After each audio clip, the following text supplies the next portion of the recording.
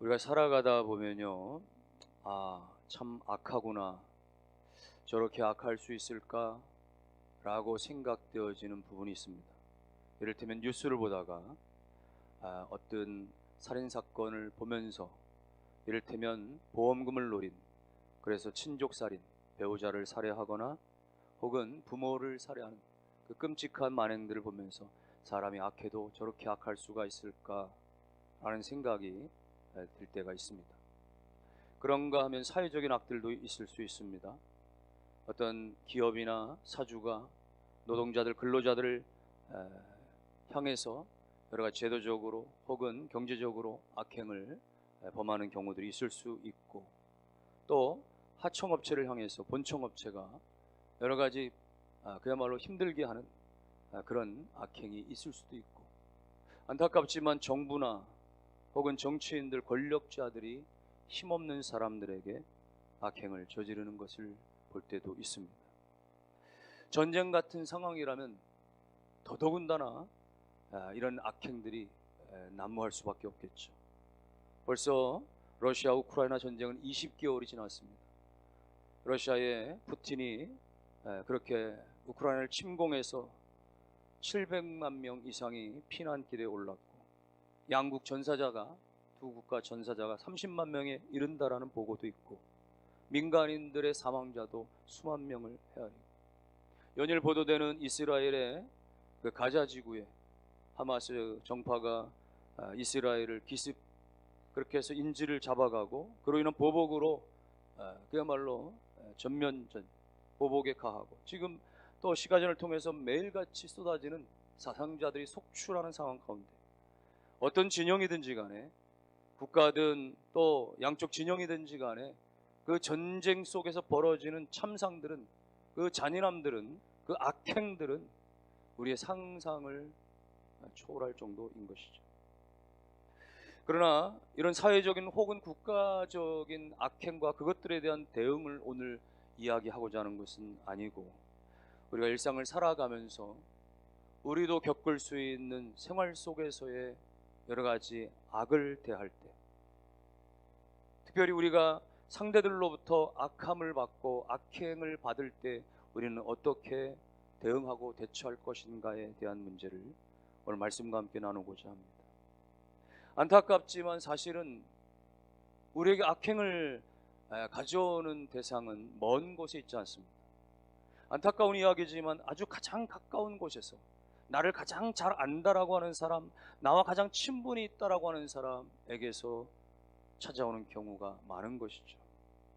먼 곳에 있는 사람, 나를 잘 알지 못하는 먼 거래처 사람 혹은 먼 곳에 있는 사람인 경우는 거의 없고, 늘상 함께 하던 곳에서, 교인들이라고 하면은 어떤 세상에 믿지 않는 사람들로부터의 핍박이나 어떤 어려움이 아니라 교회 안에서 같은 멤버들 가운데서 그런 어려움을 당할 수 있고, 직장에서라면 다른 거래처 누군가가 아니라 늘상 함께 거주하는 사무실 안에 동료, 선후임들 가운데 있을 수 있고, 가정에서라면 말이죠, 이웃집 아저씨 아주머니가 아니고 내 집안에 늘상 함께하고 가까이 볼 수 있는 사람들 가운데 나에게 힘들게 상처를 주거나 또는 원수처럼 여겨지는 대상이 있을 수 있는 것이죠.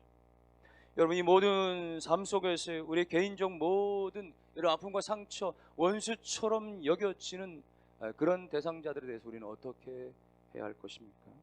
바울은 결론적으로 그런 악에 대해서 악으로 갚지 말고 선으로 악을 이기라, 이렇게 말씀하고 있습니다.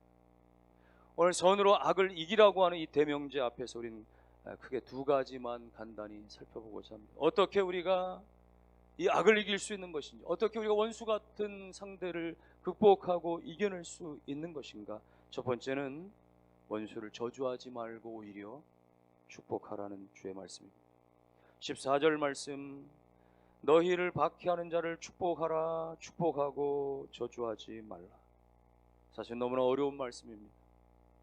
나를 박해하는 사람, 나를 핍박하는 사람, 나를 조롱하고 나를 없이 여기고 나를 무시하고 나에게 상처를 준 사람을 저주하지 말고 축복하라. 여러분, 나에게 정말 힘들게 하는 사람에게 쓴소리가 나가고 저주가 나가는 것은 본능 아니겠습니까? 사람이라면 인지상정처럼 말이죠.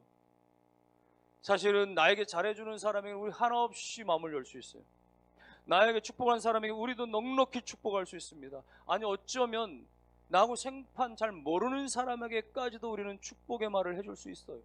하지만 오늘 우리에게 피해를 주고, 오늘 우리 가운데 아픔을 주고, 우리 가운데 고통을 준 사람에게 우리가 축복한다라고 하는 것은 너무나 어려운 일이에요. 너무나 힘겨운 일입니다. 그럼에도 불구하고 오늘 주님께서는 저주하지 말고 축복하라, 축복하라. 왜 하나님은 이렇게 어려운 말씀을 하시는 겁니까? 세상 사람이라면 몰라도, 믿음이 없는 사람이라면 몰라도, 성경을 모르는 사람이라면 몰라도, 오늘 하나님의 사랑을 덧입은 사람, 오늘 말씀 속에 있는 사람, 신앙 안에 있는 사람, 그리스도인은 할 수 있기 때문에 하나님이 하라고 하십니다. 하나님은 할 수 없는 것을 하라고 하시는 법은 없습니다. 힘들지만, 고통스럽지만, 어렵지만, 그럼에도 불구하고 할 수 있겠기에 그리스도인이라면 할 수 있는 힘을 또 하나님이 주시기 때문에 하라고 말씀하시는 것이죠. 어떻게 할 수 있을까요?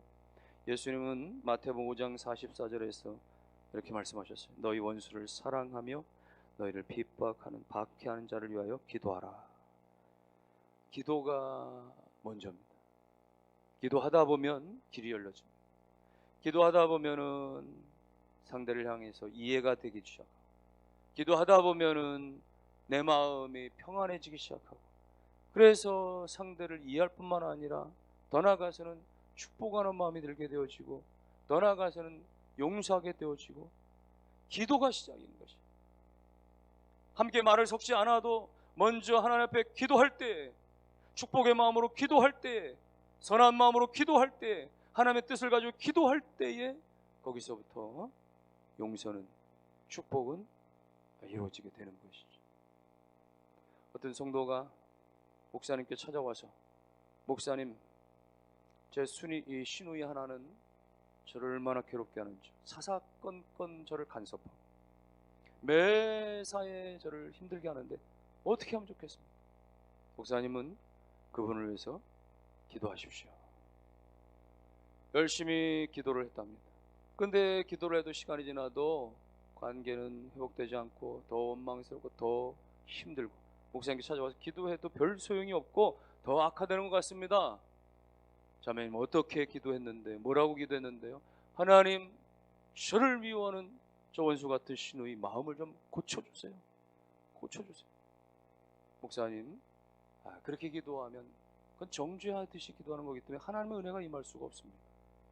그분을 위해서 축복하며 기도하십시오. 축복하며 기도하십시오. 정말 이 성도는 힘들었지만 그날부터 기도의 패턴을 바꿔서, 하나님, 나를 힘들게 하는 신우지만 그러나 그분이 축복받기 원합니다. 그분이 잘 되길 원합니다. 그가 하는 일이, 그가 자녀들이 잘 되어지길 원합니다. 축복하며 기도하는데, 그러다 보니까 마음이 열려지고, 그래서 이해가 되어지고 진정으로 축복함이 되어지고, 나중에 둘의 관계가 완전하게 회복이 되어지고, 그래서 친자매보다 더 가깝게 지낼 수 있게 되셨다는 이야기죠. 여러분, 여러 가지 운동 가운데 스쿼시라고 하는 운동 아십니까?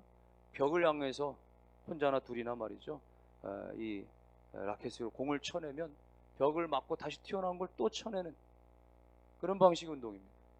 그런데 이 스쿼시는요, 내가 세게 치면 나를 향해서 공이 세게 달려오고, 내가 살살 치면 공이 천천히 다가오게 되어지죠. 마치 원수와의 관계, 나를 힘들게 하는 사람과의 관계는 이 스쿼시 원리와도 같습니다.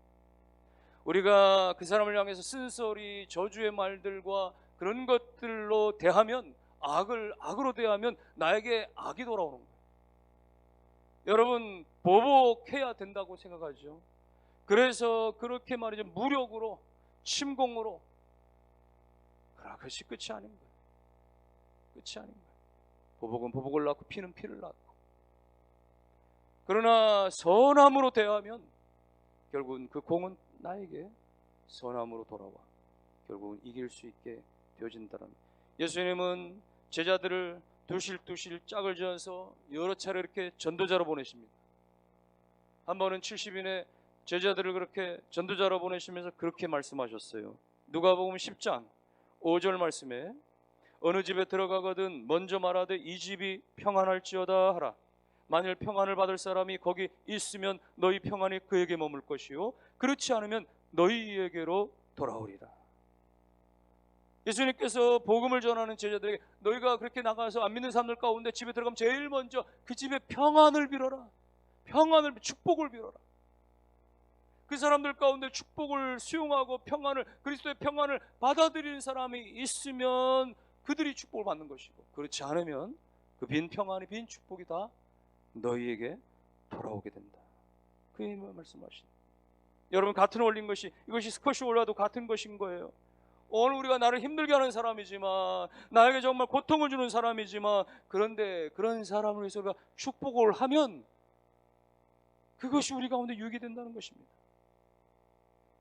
우리가 빌어준 축복이 그 사람에게 그대로 나타나면 우리 빈 축복이 하늘의 상급으로 쌓이는 것이고, 오늘 성경이 말씀하는 대로 그들이 그 빈 축복이, 빈 평안이 그들에게 임하지 않으면 결국 다 나에게 돌아온다고 하는 말씀. 그러므로 오늘 내 영혼이 잘 되고 내 삶이 되고 내 삶을 위하여서라도 여러분이 나를 힘들게 하는 사람을 향해서 우리가 쓴소리, 저주의 마음과 소리가 아니라 그들에게 평안을 빌고 그들에게 축복을 빌고, 악을 악으로 갚지 아니하고 악을 선함으로 축복의 말과 기도로서 그렇게 이겨가는 역사가 일어나기를 주의 이름으로 축원합니다. 두 번째는요, 구체적으로 선을 베풀 수 있어야 된다, 그런 얘기입니다. 우리는 나를 힘들게 하는 사람이, 나를 괴롭게 하는 사람이 뭔가 잘못되면 아이고 그 잘됐다, 깨소금이다, 아주 잘되네, 고소하네, 그렇게 될 줄은 사필귀중이지, 이렇게 생각할 때가 있고, 때로 나를 힘들게 하는 사람, 나를 괴롭게 했던 원수 같은 사람이 뭔가 잘 풀리고 잘 되면 도대체 말이죠, 이게 웬일인지, 내가 나쁜 음식을 먹은 것도 아닌데 그 소식에 말이죠 막 배가 아프고 쥐가 나고 말이죠. 여러분, 이런 현상들이 왜 일어납니까? 나에게 잘못해준 사람에 대해서 잘못되면 그 사람이 아주 깨소금 마시고, 그 사람이 잘 되면 말이죠 배가 아픈 이유는 뭐예요? 오늘 우리가 그만큼 타락한 본성을 가지고 있다는 것이, 죄의 본성을 가지고 있다고 하는 것이죠. 여전히 하나님의 선함이 우리 가운데 존재하지 못하고 있다고 하는 증거인 것이죠. 그래서 오늘 성경에서는 말로서만 축복하고 기도하는 정도에서만 머물지 말고 더 능동적이고 적극적으로 그들과 함께 하라라고 얘기하죠. 15절 말씀입니다. 15절 말씀에 즐거워하는 자들과 함께 즐거워하고 우는 자들과 함께 울라. 오늘 원수를 우리가 원수를 위해서 우리가 좋은 마음을 품고 기도하고 축복하는 말, 이것도 중요한데, 근데 더 나아가서는 그들의 어려움과 그들의 즐거움 속에 그들이 잘 되면 박수 쳐주고 그들이 못 되면 함께 우리가 울어줄 수 있는 그 자리까지 가야 된다는 이야기를 하고 있는 거예요. 너무나 어려운 이야기지만 이 또한 하나님이 우리 가운데는 할 수 있기 때문에, 하나님의 은혜 가운데 감당할 수 있기 때문에 하는 것이죠. 더 나아가서 20절에 뭐라고 말합니까? 내 원수가 줄이거든 먹이고 목마르거든 마시게 하라. 그가 배고플 때 잘 됐다가 아니라 배고픔을 위해서 먹을 것을 주고 목마름을 위해서 마실 물을 주라고, 그의 필요까지도 채워줄 수 있는 그 믿음의 아량을 말하는 것입니다. 미국에 한참 이 노예 시대가 있었던, 노예를 팔고 사고 하던 그런 시대에 있었던 이야기 중에 많은 이야기들은 그 참상들이나 아주 안타깝고 또 잔인한 이야기들도 많지만 노예와 관련된 사랑의 훈훈한 이야기들도 많이 있죠. 조라고 하는 한 청년 노예가 있었고, 그를 데리고 있던 주인은 이 조라고 하는 이 노예를 너무나 신뢰하고 사랑했던 거예요. 너무나 정직하고 신앙이 좋고 믿음이 좋고 매사에 성실했던, 그래서 모든 걸 다 맡기고 모든 것을 그와 함께 의논하고, 하루는 조를 데리고 노예 시장에 가서 노예 몇 명을 더 사기 위해서 시장을 방문했는데, 함께 이렇게 질비하게 서 있는 노예들을 바라보다가 어느 나이가 많고 병약해 보이고 노쇠 보이는 노예 앞에서 발걸음이 멈춰졌고, 저는 한동안 물끄러미 바라보다가 주인님, 저 노예를 사시죠. 야, 저 노예는 너무 나이가 많고 늙고 병약해 보이지 않냐, 더 젊은 노예를 사면 어떻겠니? 그러나 자신이 신뢰하고 믿는 조가 간곡히 원하니까 그 늙은 노예를 데려가게 됩니다. 저는 그 늙고 병약한 노예를 데려와서 즉 정성을 돌보면서 음식을 잘 제공해서 건강을 회복하게 만들죠. 그걸 다 지켜보던 주인이 조를 불렀습니다. 조야, 내가 여러 날 동안 네가 하는 행동을 보았다. 그를 극진히 그렇게 섬기는 것을 보았는데 혹 그가 과거 잃어버렸던 너의 생부는 아니니? 라고 물어본 것이죠. 그때 조가 이야기하는 것은 아닙니다, 주인님.